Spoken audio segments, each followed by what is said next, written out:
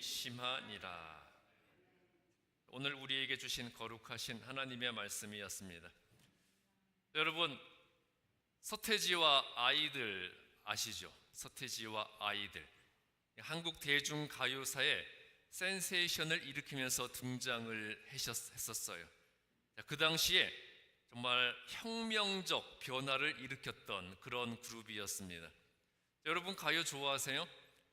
한국 가수 중에 국민 가수라고 꼽히는 인물은 손꼽을 수 있습니다. 국민 가수 계보 아십니까? 이미자, 나훈아, 조용필, 그 다음에 제 고등학교 동창인 김건모, 그 다음이 서태지와 아이들인데요. 서태지와 아이들은 국민 가수 정도가 아니었고요. 가수로서는 최초로 백과사전에 그 이름이 등재가 되었고요. 각종 교과서에 그 이름이 실렸던 신화적 존재였습니다. 그뿐 아니에요. 삼성연구소에서 발표했던 90년대 최고 히트 상품이 바로 서태지와 아들이었고요. 2위가 뭐였을까요? 1위가 서태지와 아이들, 2위가 초코파이였습니다. 이 서태지 현상, 서태지의 영향에 대한 논문과 책이 50편이 넘게 발간이 되었고요. 가히 문화 대통령이라고 불리면서 정말 한국 대중문화계를 완전히 정복을 했었습니다. 이 서태지가 발표했던 1집 앨범, 그 1집 앨범의 타이틀곡이자 데뷔곡이 뭔지 아시죠? 여러분 알아요? 몰라요? 난 알아요죠. 난 알아요. 그 노래의 가사를 보면 어떤 내용이었을까요? 이 밤이 지나면 사랑하는 연인이 자기를 떠나갈 것이라는 것을 잘 알고 그 이별의 내용을 안다는 그런 내용이었습니다. 그러면서 절대 자기를 떠나가지 말아 달라고 애원하는 그런 내용이었어요. 그런데 사랑하는 연인이 자기를 떠나가는 그 이유를 잘 안다고 항변하고 있지만 정말 그 이유를 잘 알고 있는 것일까요? 아니에요. 자기가 그 이유를 잘 안다고 착각하고 있는 것이었습니다. 정말 그 이별의 이유를 잘 안다면 처음부터 이별할 이유를 만들지 않았겠죠.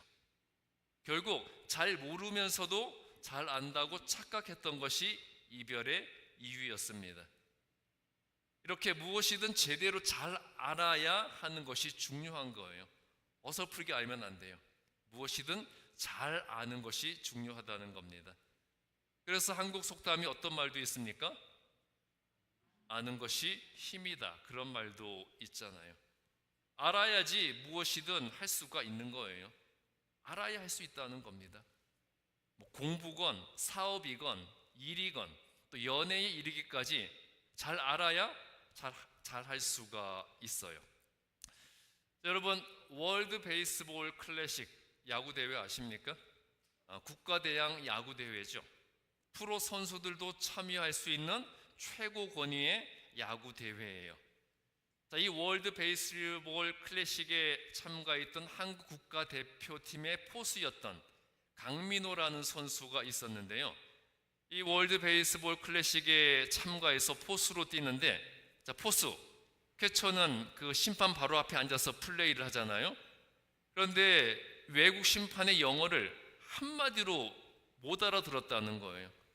그래서 불공정한 판정 같아도 항의를 할 수가 없어서 무슨 말인지 알아듣지 못하니까 항의해야 될 상황에서도 항의를 못해서 한국 대표팀이 나 때문에 손해를 봤다, 그런 이야기를 한 적이 있었습니다. 그리고 제가 한국에서 고등학교와 대학 다니던 시절에 소방차라는 그룹이 있었어요. 여러분 소방차 아시죠? 이거 아시면 그래도 나름 신세대입니다.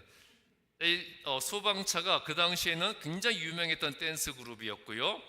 한국 댄스 그룹의 원조가 되는 그런 팀이었어요.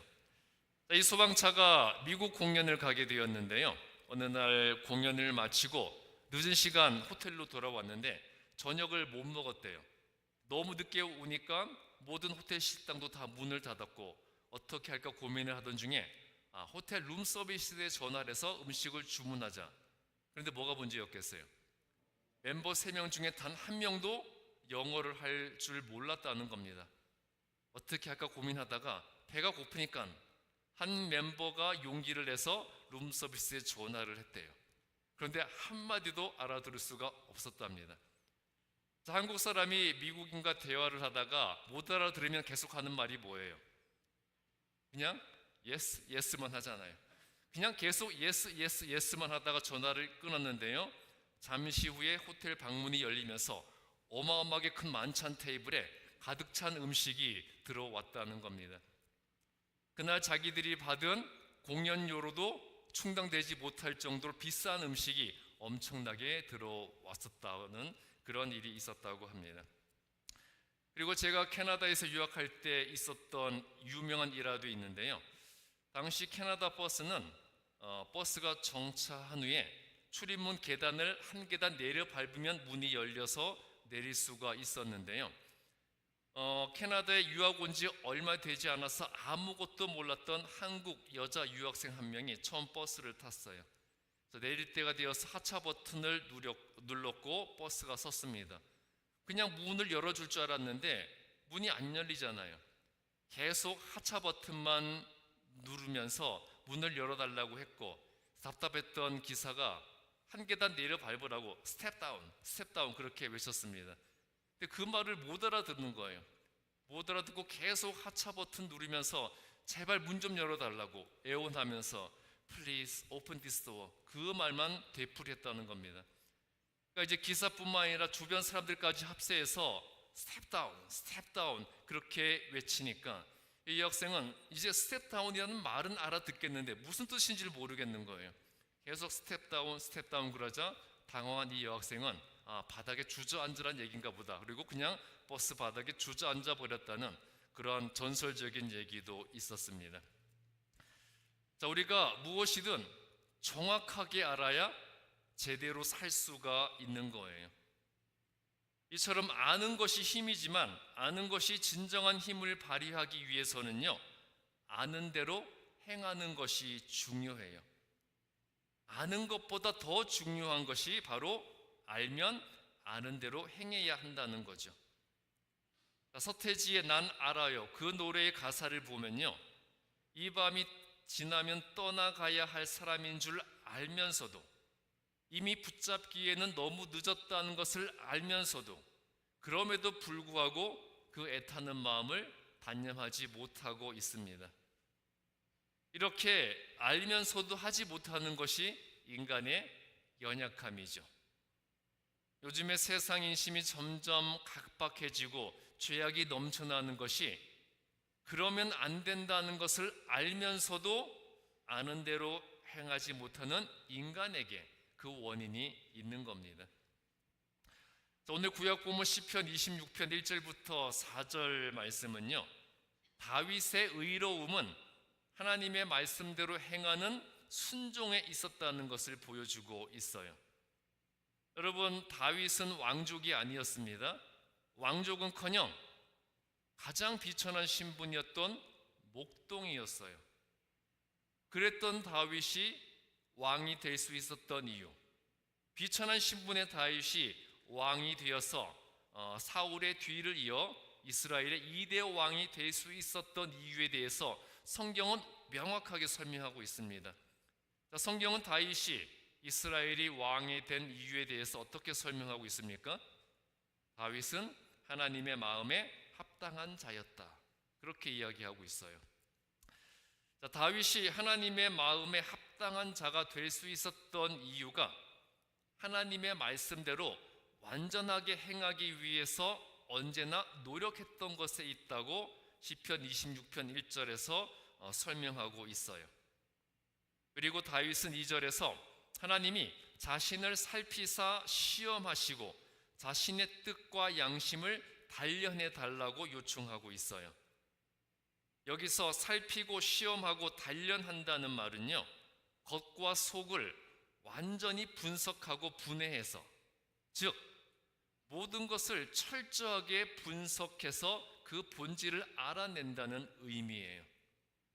즉 다윗이 이 말을 한 것은요, 하나님께서 말로만 하나님을 믿는다는 자들과 자기를 철저하게 비교해서 자기를 괴롭히고 억울한 누명을 씌우는 사악한 원수들로부터 자기를 구별해 달라고 간구하고 있는 것이었어요.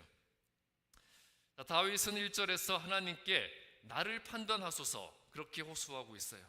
나를 판단하소서. 다윗이 하나님께 자신과 자신의 원수들을 판단해 달라고 제시한 기준이 무엇이었습니까? 어떤 판단의 기준을 가지고 자기와 자기의 원수들을 구별해 달라고 요청하고 있죠? 다윗은 하나님의 말씀을 자신의 삶과 모든 언행의 기준으로 삼았다는 확신에 찬 고백을 하면서 하나님의 말씀을 진리로 믿고 따르지 않는 자들과 자신을 구별해 달라고 요청을 했던 것이었어요. 그리고 또 다윗은 4절에서요, 자기는 허망한 사람과 간사한 자와 같지 않다고 했어요. 여기서 허망한 자와 간사한 자는 이 말과 행동이 일치하지 않는 사람, 즉 언행이 일치하지 않고 또 마음과 행위가 일치하지 않는 위선자들을 의미하고 있어요. 즉 다윗은 하나님 앞에서 나는 그런 사람이 아닙니다, 그것을 분명하게 밝히고 있는 것이었습니다.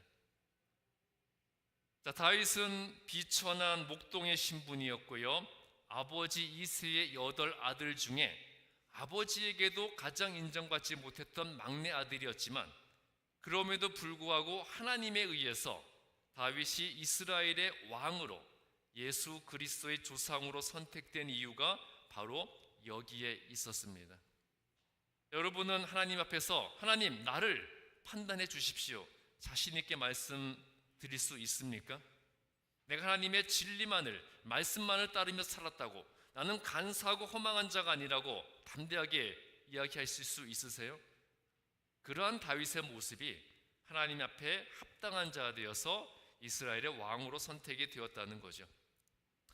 다윗은 하나님의 말씀을 알기만 하는 인식의 차원, 즉 지식의 차원에 머무르지 않았고요, 하나님의 말씀을 말씀하신 그대로 무조건 순종해야 하는 순종과 실천과 행함의 차원으로 인식을 했어요. 이것이 다윗이 하나님에 의해 이스라엘의 왕으로 선택된 이유였습니다. 하나님의 말씀을 알기만 하고 지식으로만 쌓아두지 않았고, 하나님께서 무엇을 말씀하시든지 그 말씀하신 대로 순종하는 것을 그의 삶의 철칙으로 삼았다는 것이었죠. 오늘 신약 본문 마태복음 7장 21절부터 27절 말씀은 주여 주여 하면서도 천국에 들어가지 못하는 자, 즉 하나님을 알고 하나님께 기도하면서도 천국에 들어가지 못하는 자에 대해서 이야기하고 있어요. 이거 심각한 말씀입니다. 여러분, 여기서 주여 주여 부른다는 것은 주님을 안다는 거예요, 모른다는 거예요? 주님을 아니까 부르는 거잖아요. 그리고 주님과의 관계에서 주의 이름을 부른다는 것은 무엇을 한다는 겁니까? 주의 이름을 부른다는 것, 무엇을 한다는 거죠? 우리가 주의 이름을 부르면서 뭘 해요? 기도하잖아요. 기도하죠. 즉 주의 이름을 불렀다는 것은 주님을 알고 주님께 기도했다는 거예요. 그런데 이렇게 분명히 주님을 알고 그 주님의 이름으로 기도까지 했는데도 천국에 들어가지 못하는 자가 있다는 것은 무슨 이유겠습니까? 자, 요즘 세상에 하나님을 모르는 사람은 거의 없어요. 그렇죠? 하나님이란 존재는 거의 다 압니다. 그런데 하나님을 알기는 하지만 믿지는 않는 자와, 또 하나님을 알고 믿는다고도 하지만 하나님의 뜻대로 행하지 않는 자들은 분명히 존재를 하죠. 그렇죠? 자, 그렇다면 이제 여러분 스스로에게 질문을 던져보세요. 나는 하나님을 알기만 하고 믿지는 않는 자인지, 혹은 하나님을 알고 하나님을 믿는다고도 하지만 내가 믿는 하나님의 말씀대로 순종하지 않는 자인지, 아니면 하나님을 알고 하나님을 믿고 내가 믿는 하나님의 뜻대로 행하는 자인지, 스스로에게 한번 질문을 던져보세요. 중요한 것은 뭐냐면요, 하나님을 알지만 믿지 않는 자들이나 하나님을 알고 믿는다고도 하지만 그 뜻대로 살지 않는 사람이나 천국에 가지 못하고 지옥에 가는 것은 동일한 운명이라는 거예요. 여러분, 입만 살아있다고 해서, 그리고 이 머릿속에 성경 지식과 신앙 지식이 가득 차 있다고 해서 구원받는 것은 절대 아니에요. 성경 지식으로만 따져보자면 무신론자들, 그리고 기독교를 부정하는 자들이 기독교를 공격하기 위해서 더 철저하게 성경을 꿰뚫고 있는 경우가 많아요. 기독교가 틀렸다는 것을 증거하기 위해서, 성경이 거짓말이라는 것을 밝혀내기 위해서 더 철저하게 성경을 연구하고 공부하는 사람이 많다는 겁니다. 그런데 그렇다고 해서 이 성경 지식이 해박하다는 이유로 하나님을 믿지 않고 예수님을 그리스도로 인정하지 않는 무신론자들이 자신들이 가지고 있는 지식으로 인해서 구원을 받을 수가 있겠습니까? 없겠습니까? 있겠어요? 없겠어요? 없는 거죠. 하나님을 안다는 사실이, 성경 지식이 우리를 구원으로 이끄는 것이 아니라는 거예요. 무엇을 얼마나 아느냐가 아니라 무엇을 얼마나 행했느냐, 바로 이것이 예수님께서 중요하게 여기시는 관점이에요. 자, 무엇이 중요한 관점이라고요? 무엇을 얼마나 아느냐가 아니라 무엇을 얼마나 행했느냐, 이것이 예수님께서 중요하게 여기시는 관점입니다. 여러분, 무엇인가를 안다는 것은 큰 힘이지만 아는 대로 행하는 것이 진정한 믿음의 본질이에요. 어떤 사람이 불특정 다수에게 나는 당신이 한 짓을 다 알고 있다는 메시지를 발송하면서 돈을 주면 내가 이 사실을 발설하지 않겠다고 했을 때 실제로 많은 사람들이 돈을 보내왔다는 사건 들어본 적 있으시죠? 그냥 불특정 다수에게 메시지를 보낸 겁니다. 나는 네가 한 짓을 알고 있다. 돈을 보내주면 내가 이 사실을 발설하지 않겠다. 그랬더니 실제로 많은 사람들이 돈을 보내왔다는 겁니다. 여러분 중 혹시 그러신 분들 없으시죠? 자, 이 사람은 안다는 사실 하나로 돈을 벌었지만 중요한 건 뭐겠어요? 아는 힘을 어떻게 써야 합니까? 아는 힘을 긍정적으로 써야 한다는 거죠. 자, 전능하신 하나님, 그리고 이 세상 모든 만물을 창조하시고 모든 것을 주관하시는 하나님을 안다는 것은 분명히 크고 놀라운 힘이에요. 그런데 그 힘을 누리고 행사하기 위해서는 아는 대로 행해야 합니다. 내가 하나님에 대해서 아는 대로 행할 때 하나님의 능력과 권세가 나를 통해 나타나고 드러나고 보여지게 되는 겁니다.